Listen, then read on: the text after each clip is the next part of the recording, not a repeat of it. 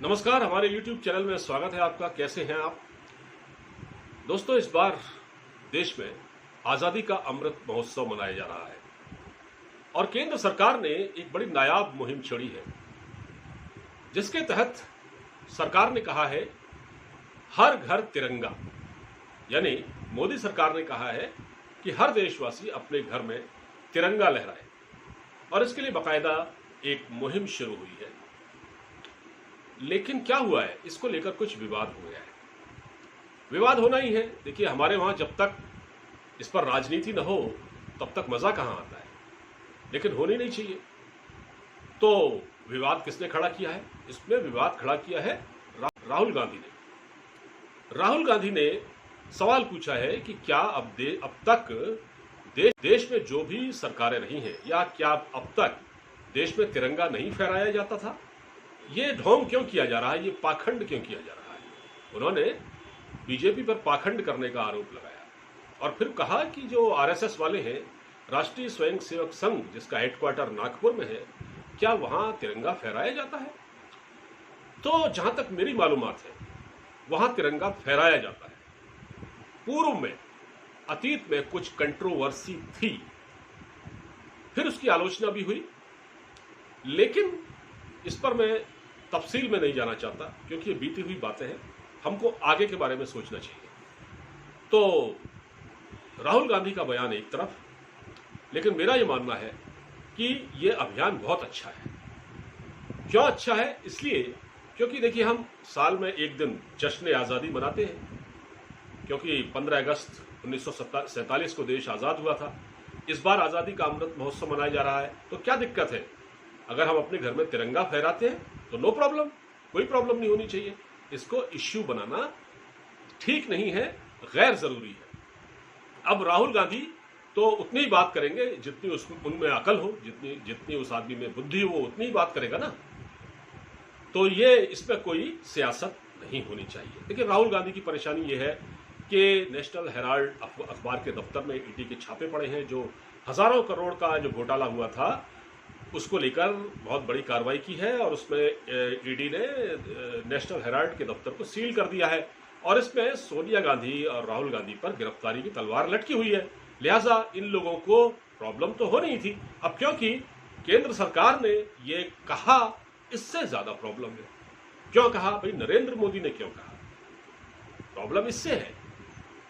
और जब सोनिया गांधी को पुलिस ईडी पूछताछ के लिए ले जाती है तो पूरी कांग्रेस लेट इसलिए जाती है क्योंकि अरे, सोनिया गांधी को क्या इस तरह से ईडी ले जा सकती है? ये कैसे सोच लिया? हमने तो आजादी की लड़ाई में योगदान दिया था, हमारे परिवार के लोग शहीद हुए थे। कांग्रेस इस हनक में जीती है और वही बात है। अब मैं इस पर ज्यादा बात नहीं करना चाहता। खैर, अब मुद्दे पर आता हूं। देखिए, जब हम अपने घर में तिरंगा फहराते हैं, मेरा अपना व्यक्तिगत तौर पर ही मानना है कि जब हम अपने घर में तिरंगा फहराते हैं, या जितने लोग भी फहराते हैं, उसमें हमको एक राष्ट्रीयता का बोध होता है कि हम इस आजाद हिंदुस्तान के नागरिक हैं, स्वतंत्र नागरिक हैं, और इसलिए हमें अपने घर में तिरंगा फहराना चाहिए। इससे एक राष्ट्रीयता का बोध होता है। और अगर राहुल गांधी कह रहे हैं कि नरेंद्र मोदी सरकार ये पाखंड कर रही है, तो चलिए पाखंड ही सही, मैं मान लेता हूं।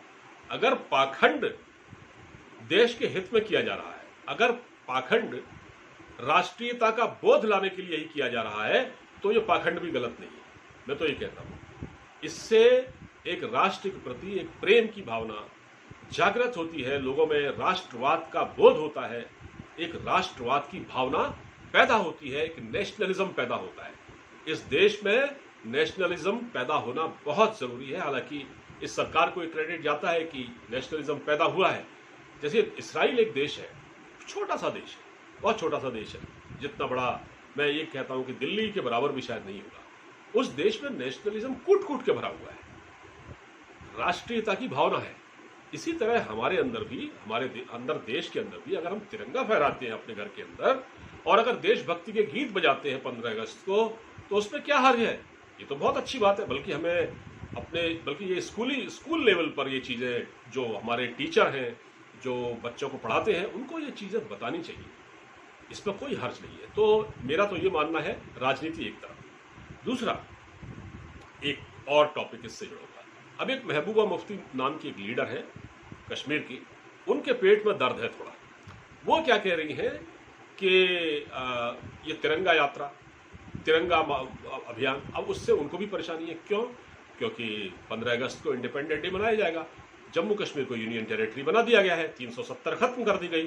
370 खत्म होते ही महबूबा मुफ्ती, फारूक अब्दुल्ला, उमर अब्दुल्ला, जितने भी घाटी के नेता हैं, सबकी सियासत चौपट हो गई। जो वहां पर जो कश्मीर को अपनी जागीर समझते थे, जो कश्मीर को अपने बाप की जागीर समझते थे, उनकी सियासत खत्म हो गई। तो वो एक फोटो दिखाती है, ठीक है, वो फोटो दिखाती है कि जब 370 खत्म नहीं होती उससे पहले एक फोटो शेयर करती हैं जिसमें मुफ्ती मोहम्मद सईद, उनके पिता, उनके वालिद नरेंद्र मोदी और खुद वो बैठी होती हैं, और एक तिरंगा, और उसके बगल में कश्मीर का अलग से फ्लैग।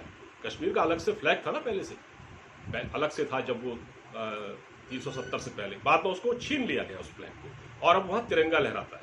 अब वहां लाल चौक पर, कश्मीर के लाल चौक पर तिरंगा लहराता है, न कि वो पहले वाला फ्लैग।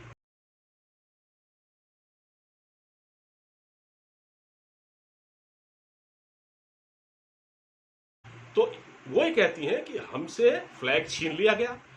ठीक है, आप इतना कर, अब आगे कहती हैं कि हमसे आपने फ्लैग तो छीन लिया, लेकिन आप हमारी चेतना, जो हमारी चेतना है, उसको तो नहीं छीन सकते। अब भाई क्या चेतना है आपकी, क्या चेतना है आपकी? आपको जहां रहना है वहां रहिए भाई। आप भारत सरकार के पासपोर्ट पर बाहर जाती हैं, विदेश यात्राएं करती हैं, और दुनिया भर की सुख सुविधाएं लेती हैं यहां से, भारत सरकार से, और आपको ये लगता है कि ये फ्लैग हमारा, आप में अगर अभी भी इतनी अलगाव की भावना है। देखिए, पीडीपी, पीपुल्स डेमोक्रेटिक पार्टी, जो जम्मू कश्मीर की है, वो एक अलगाववादियों से सिंपैथी रखने वाली पार्टी है, उनके प्रति हमदर्दी रखने वाली पार्टी है। तो महबूबा मुफ्ती का बयान भी इसी संदर्भ में देखा जाना चाहिए कि उनसे, वो अभी अपने आप को भारतीय नहीं समझती है, वो अपने आप को अलग समझती है, वो अपने आप को भारत का नहीं मानती हैं। तो ये है इनकी ज़हनियत, ये है इनकी मेंटेलिटी। तो लेकिन इससे कोई फर्क नहीं पड़ता। अब गड़े हुए मुर्दों को उखाड़ने से फर्क नहीं पड़ता। कश्मीर में जो होना था वो हो गया। और जो तिरंगा अभियान है सरकार का, हर घर तिरंगा अभियान है, हमें लगता है कि इसको सफल बनाने के लिए सभी को आगे आना चाहिए, सभी को सहयोग करना चाहिए, क्योंकि इसमें राष्ट्रीयता का बोध होता है। और ये कोई गलत बात नहीं है, ये कोई नाजायज़ नहीं है, ये तो बहुत अच्छी बात है। प्लीज़ इस वीडियो को शेयर कीजिएगा, चैनल को सब्सक्राइब कीजिएगा। इजाज़त दीजिए, नमस्कार।